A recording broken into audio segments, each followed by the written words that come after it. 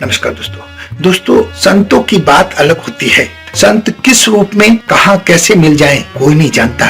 संत सिर्फ कपड़ों से संत नहीं होते, अपने महान विचारों से, अपने गुणों से संत बनते हैं।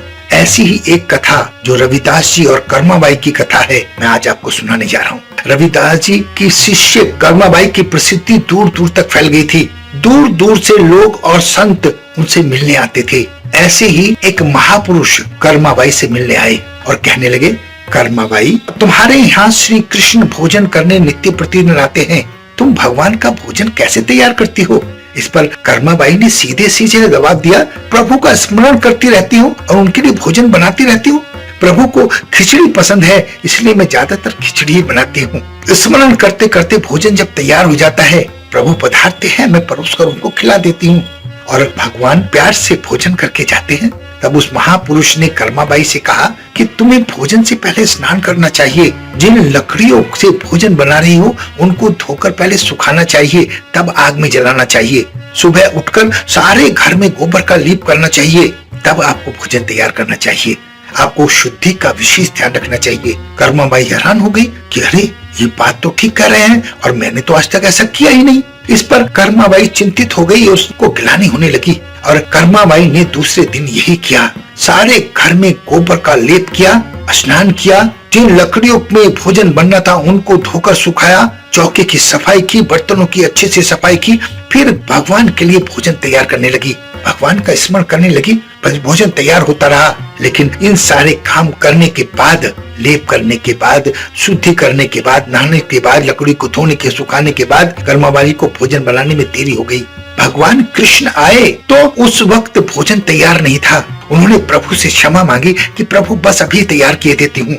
वो वापस चले गए। कुछ देर बाद कर्माबाई ने भोजन तैयार किया तो भगवान फिर आए और भोजन कर ही रहे थे। तभी उस वक्त के महान गुरु रामानंदी, जो कबीरदास और रविदास जी के गुरु माने जाते हैं, उन्होंने भगवान का आह्वान करके भगवान को बुला लिया। अक्सर ऐसा होता है, जब भोजन तैयार हो जाता है तो उसे कपड़े से ढक दिया जाता है। रामानंद जी ने भी भोजन तैयार होने के बाद उसे कपड़े से ढककर प्रभु का आह्वान किया। प्रभु जल्दी जल्दी आ गए और रामानंद ने देखा कि भगवान के मुंह और हाथ पर खिचड़ी लगी हुई है। रामानंद जी ने हाथ जोड़कर उनसे पूछा कि प्रभु, ये खिचड़ी कहाँ से खाकर आए हो? ये आज आपने कैसा रूप बना रखा है? भगवान ने कहा, मैं रोज कर्माबाई के यहाँ खिचड़ी खाने जाता हूँ। उसने अभी हाथ भी नहीं धुलाए थे कि तुमने आने का आह्वान कर दिया, और जब आपने याद किया तो मैं जैसा था वैसे ही मैं उठकर आ गया। हाथ मुंह धोने का समय नहीं मिला।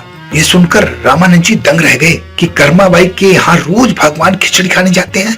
इस पर उनके मन में इच्छा प्रकट हुई कि मैं भी कर्माबाई से मिलकर आऊंगा। यही बात अपने मन में धारण करके रामानंद जी कर्माबाई के घर चले गए और उन्होंने कर्माबाई से कहा कि आप रोज भगवान के लिए भोजन तैयार करती हो और भगवान रोज आपके यहाँ खिचड़ी खाने आते हैं। आपने ऐसी क्या साधना की है? आपका सुमरन कैसा है? आप में ऐसा क्या गुण है जो भगवान रोज आपके यहाँ खिचड़ी खाने आते हैं? आप ऐसी क्या साधना करती हो, आप मुझे भी बता दीजिए, जिसके कारण भगवान आप पर इतने दयालु हैं। तब कर्माबाई ने कहा कि मैं ऐसी कोई साधना नहीं करती। मैं गुरु रविदास जी की बताई हुई मर्यादा का अनुसरण करके भगवान का स्मरण करती हूँ और भगवान के लिए स्मरण करते करते भोजन तैयार कर देती हूँ। गुरु रविदास जी की जो प्रेरणा है, जो गुरुत्व है, जो उन्होंने मुझे शिक्षा दी है, वो मेरे बहुत काम आ रही है और उसी से भगवान मुझ पर इतने दयालु हैं। मुझ पर उसी से कृपा हुई है। हालांकि मीराबाई और कर्माबाई दोनों कृष्ण की भक्त थीं, लेकिन फिर भी रविदास जी को अपना गुरु मानती थी, क्योंकि उनमें इतने गुण थे, उनमें वो शिक्षा थी, उनमें वो अमृतत्व था। शिष्य जिसके लिए लालायित रहते थे, शिष्यों का बेड़ा पार हो जाता था। इसलिए मैंने कहा है कि रविदास जी की महानता को शब्दों में बखान नहीं किया जा सकता। शब्दों में बहुत त्रुटि होती है, लेकिन रविदास जी उन त्रुटियों से परे थे। ऐसे महान संत का आज भी कोई सानी नहीं है। उनकी भाषा को लोगों ने जिस ढंग से अपनाया, आज तक कोई संत ऐसा नहीं कर पाया। हालांकि उनके विषय में बहुत सारी ऐसी बातें हैं जिनको कुछ लोग मानते हैं, कुछ नहीं मानते हैं। कुछ मानते हैं कि रविदास जी की शादी हुई थी, कुछ लोग नहीं मानते हैं। मैं उस पछड़े में पड़ना नहीं चाहता।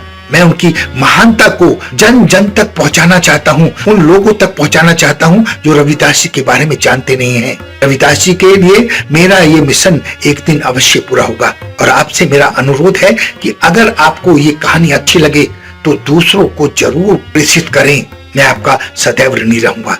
जय संत रविदास जी, जय संत रविदास जी, जय संत रविदास जी।